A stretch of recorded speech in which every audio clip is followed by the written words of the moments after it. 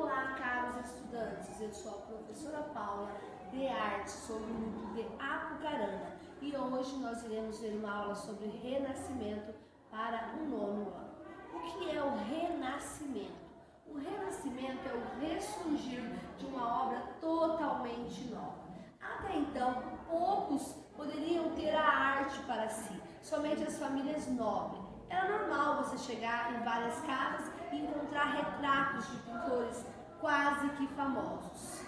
Por quê? Porque o artista ele precisava ser financiado. Então essa família chamava o artista ia até a casa e reproduzia aquele quadro tradicional. O pai, a mãe e os filhos sentados em um sofá. Quando você chegasse nessa casa, você saberia que aquela família era nobre, porque ali havia passado um pintor. Quando surgiu o Renascimento, os artistas descobriram que eles não precisavam desse financiamento, que eles poderiam se reunir entre eles e ter a sua própria arte. E no século XIV, XV e XVI surge então o Renascimento, a união de vários artistas juntos que faz renascer a cultura grego-romana, uma cultura totalmente reformulada, onde o artista poderia colocar no papel aquilo que estava sentindo de uma maneira totalmente diferente. O Renascimento está voltado para o antropocentrismo, ou seja, do grego antropos, que é humano, e kentro, que é o centro, ou seja, no Renascimento o homem passa a ser o centro de tudo. Antigamente, antes do Renascimento, nós temos o teocentrismo, ou seja, é o Deus sendo o centro de tudo. E com o surgir do Renascimento, nós temos uma nova mudança. O homem passa a ser o centro das atenções. Aqui nós temos o homem vitruviano, como a circunferência onde mostra que o homem em si, o homem é o centro de todas as atenções. E como o homem era o centro de todas as atenções, houve-se a necessidade de um estudo ainda mais amplo. Então, neste período, o homem teve um momento para que ele pudesse estudar a matemática, a física, a química, a teologia, sendo assim reformulando totalmente o seu conhecimento, o seu saber, surgindo então uma nova maneira de pensar, uma nova maneira de construir a arte. Com todos esses estudos, não poderia ser diferente. Surgiu muitas inovações, invenções e principalmente o aperfeiçoamento técnico. O que seria esse aperfeiçoamento técnico? Os riscos e os traçados exatos, a pintura, a junção da cor, a simetria. Então foi um período muito importante para a arte. Junto com esses estudos, com essas inovações e com essas técnicas, surgem os aspectos valorizados. Quais são esses aspectos valorizados? No Renascimento houve-se a necessidade do uso da geometria, porque até então a geometria não era usada. Quando surge o Renascimento, as obras precisavam ser o quê? Precisavam ser exatas. Então a geometria veio para ajudar, para valorizar ainda mais a obra. A perfeição das formas. Eu precisava ter nitidez quando eu olhasse as formas, precisava reconhecer as formas, reconhecer os desenhos. E o uso de temas religiosos e mitológicos, porque até então estava centrado em somente uma arte, somente uma maneira. Quando surge o renascimento da arte, a gente pode usar temas religiosos e mitológicos ao mesmo tempo. Aqui nós temos uma obra que se chama A Entrega da Chave a São Pedro, 1481, onde a gente consegue ver todos esses aspectos sendo valorizados nessa obra. A gente vê a geometria, toda a obra é constante na geometria, a gente consegue ver a perspectiva na obra, já embutida, conseguimos ver a perfeição nas formas, todas as formas, a igreja, as pessoas andando, o chão, ela consegue ter o quê? Perfeição em tudo que você olha. E o uso nada mais do que os temas religiosos. No próximo slide, nós vamos ver também sobre os grandes artistas deste período. Quem é um dos nomes mais conhecidos deste período é Leonardo da Vinci.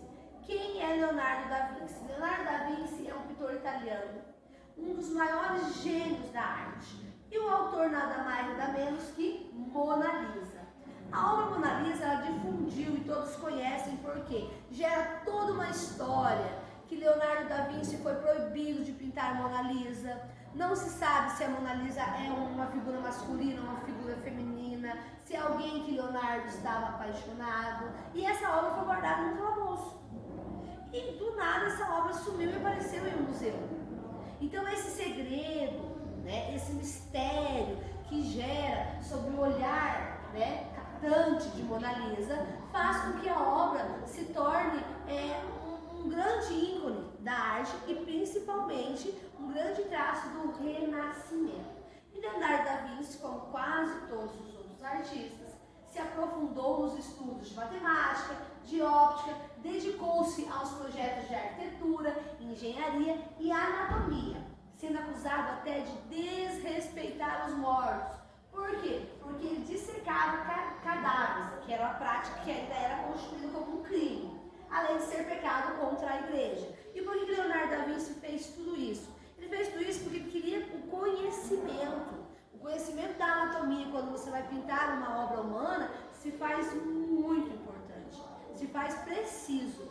E como a gente pode ver, um dos grandes representantes é Leonardo da Vinci. Talvez porque ele conseguiu ir além, porque talvez ele pulou algumas regras. E o Leonardo da Vinci veio com Mona Lisa e com várias outras obras. Mas o que a gente mais lembra no contexto histórico é a Mona Lisa, com o seu olhar, né, assustador. Temos também Michelangelo. Quem é o Michelangelo? Michelangelo pintava muito temas religiosos. Tinha uma grande perfeição nas suas formas. Aqui a gente consegue ver o que? As obras são perfeitas. Temos simetrias, temos junção de cores, tá? E o legal é que a gente pode comparar as duas obras. Percebemos o quê? Que as cores são parecidas, percebemos que a simetria é parecida e que os traços das obras são perfeitas. Michelangelo também se despontou muito no Renascimento. Temos também o uso da perspectiva. O que seria essa perspectiva? Perspectiva nada mais é do que o ponto onde as obras acontecem e elas precisam ser exatas. A perspectiva na pintura, onde os artistas conseguem usar a ilusão de profundidade com distância e assim não se distorce nenhum elemento da obra.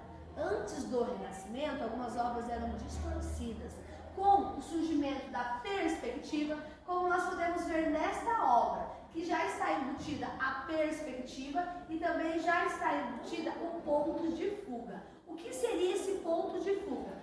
Quando o artista tem um ponto e todos os desenhos surgem a partir daquele ponto.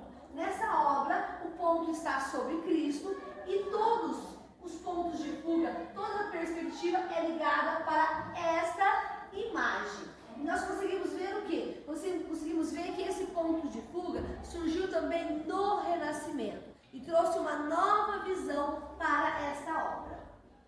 Agora é a sua vez. Agora nós vamos partir todo o trabalho da perspectiva e vamos fazer o quê? Nós vamos usar a ponto de fuga, nós vamos usar a perspectiva, vamos usar da realidade das formas, certo? Nós vamos pegar uma folha de sulfite, vamos marcar um ponto de fuga. Nesta obra é um ponto de fuga. Depois nós podemos desenhar vários quadrados ao redor deste ponto de fuga e nós vamos perceber que todos os pontos do quadrado voltam para o plano de fuga. Lembrando o que?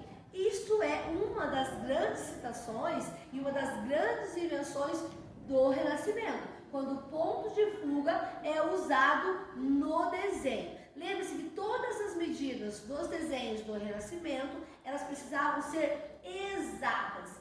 E não esquecendo que a geometria ela é impactante. Então vamos só retomar alguns dos aspectos importantes, frisar bem, para que você lembre sempre do Renascimento. Renascimento, o uso de formas exatas, nós temos a simetria, nós temos a geometria, nós temos os pontos exatos e é o renascer, o surgir de uma nova arte.